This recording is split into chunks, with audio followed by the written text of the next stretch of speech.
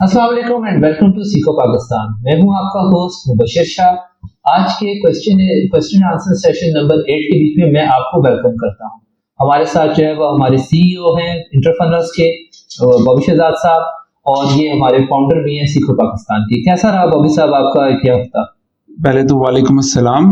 और मुबशिर थोड़ा सा तबीयत ख़राब रही है, बुखार वगैरह रहा है, लेकिन अल्लाह ने करम किया।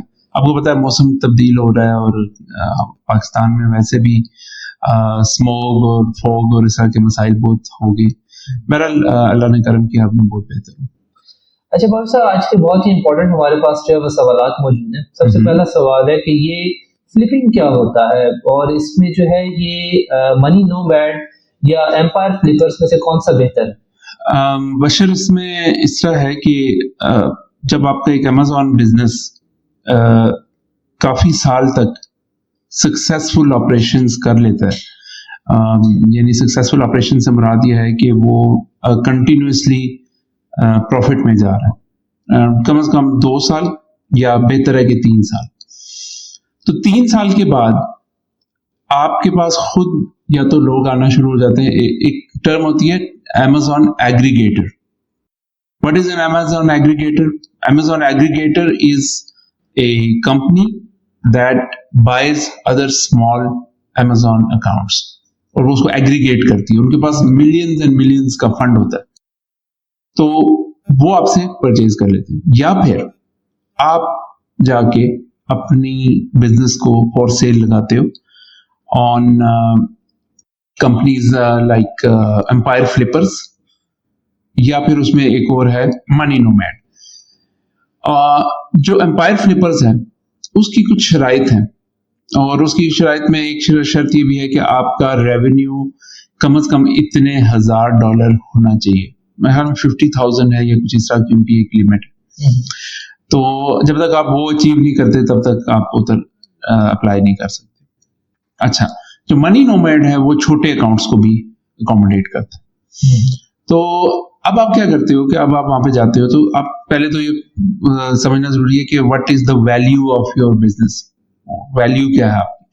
तो अमेज़न का बिजनेस अगर सक्सेसफुल हो तो उसकी वैल्यू उसके मंथली प्रॉफिट्स का 40 टाइम्स होती है।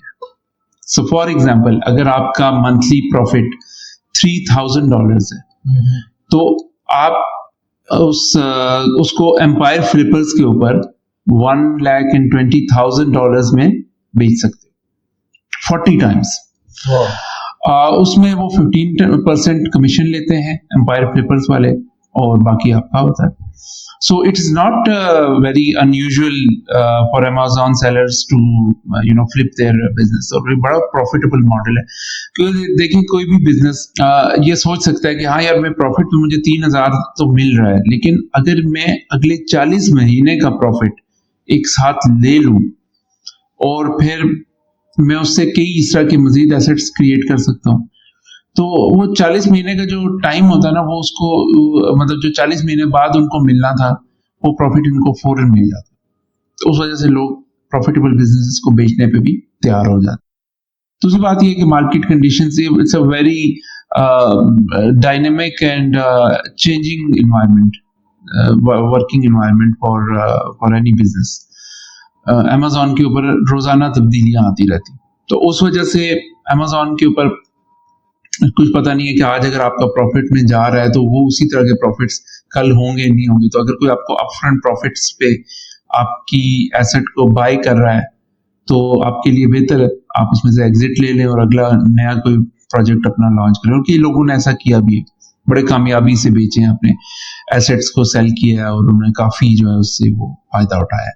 So this is basically Amazon flipping. और इसमें जो मनी नोमैड है उसमें आपका थोड़ा छोटे बिजनेसेस भी सेल हो जाते हैं जिनकी शायद इतनी हिस्ट्री ना हो, और जो एम्पायर फ्लिपर्स है वो जरा बड़े बिजनेसेस के लिए, उनमें इवन मिलियंस ऑफ डॉलर्स की डील्स भी हो रही होती है एम्पायर फ्लिपर्स के ऊपर। आई थिंक इनके नाम से भी काफी हद तक समझ आ जाता है कि एम्पायर फ्लिपर्स और नोमैड, मतलब जो है नोमैड्स तो आपको पता है ना, जो मैंने उसके ऊपर एक वीडियो भी की है, बल्कि मैं एक सीरीज भी करने वाला हूँ कि how to become a digital nomad and get entry visa to 78 countries in the world. उसके काफी क्वेश्चंस भी आए थे उसके रिगार्डिंगली, लोग काफी वेट कर रहे हैं उस सीरीज.